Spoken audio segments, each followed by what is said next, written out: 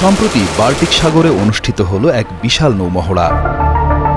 Northern costs নামের এই মহড়া ন্যাটো জোটের কোয়াড্রিগা 2025 নামক বৃহত্তর সামরিক অনুশীলনের একটি অংশ।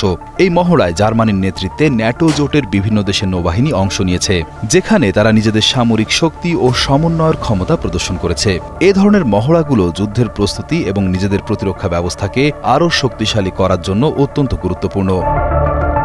এই মহড়ায় জার্মানির ডোনাউ নামের একটি জাহাজ গুরুত্বপূর্ণ ভূমিকা পালন করেছে। এই জাহাজটি মূলত অন্যান্য যুদ্ধ জাহাজকে জ্বালানি এবং অন্যান্য প্রয়োজনীয় জিনিস সরবরাহ করে থাকে। মহড়ার সময় ডোনাউ জাহাজের captain lieutenant commander Stefan Huber জানান, তাদের মূল লক্ষ্য ছিল একটি নির্দিষ্ট জাহাজকে শত্রুর আক্রমণ থেকে রক্ষা করা। জাহাজগুলো একটি নির্দিষ্ট বিন্যাসে অবস্থান করে নিজেদের এবং একটি গুরুত্বপূর্ণ জাহাজকে শত্রুর বিমান বা ড্রোন হামলা থেকে রক্ষা করার অনুশীলন করছে। ড্রোন হামলা মোকাবেলা করা খুবই চ্যালেঞ্জিং, কারণ এই ক্ষেত্রে প্রতিক্রিয়া দেখানোর জন্য খুব কম সময় পাওয়া যায় এবং কখন কোথা থেকে ড্রোন হামলা হবে তা আগে থেকেই অনুমান করা কঠিন।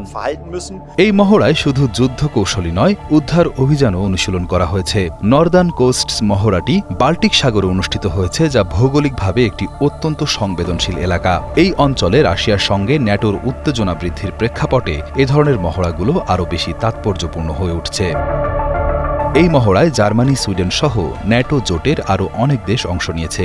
বিভিন্ন দেশের নৌবাহিনীর সদস্যরা একসঙ্গে কাজ করার সুযোগ পেয়েছে, যা তাদের মধ্যে বোঝাপড়া এবং সমন্বয়কে আরও উন্নত করেছে। যেমন সুইডেনের উলভন নামের একটি মাইন অপসারণকারী জাহাজ ডোনাউ জাহাজের সাথে যুক্ত হয়ে বিভিন্ন অনুশীলন করেছে। আধুনিক যুদ্ধ শুধু সম্মুখ যুদ্ধ নয়, বরং প্রযুক্তিগত সক্ষমতা, দ্রুত সিদ্ধান্ত গ্রহণ এবং আন্তর্জাতিক সমন্বয়ের উপর নির্ভরশীল। ড্রোন এবং অন্যান্য আধুনিক প্রযুক্তির ব্যবহার সামরিক কৌশলকে আরও জটিল করে তুলেছে। তাই এ ধরনের অনুশীলনগুলো সামরিক বাহিনীর জন্য নিজেদেরকে আধুনিক চ্যালেঞ্জের জন্য প্রস্তুত করার একটি সুযোগ।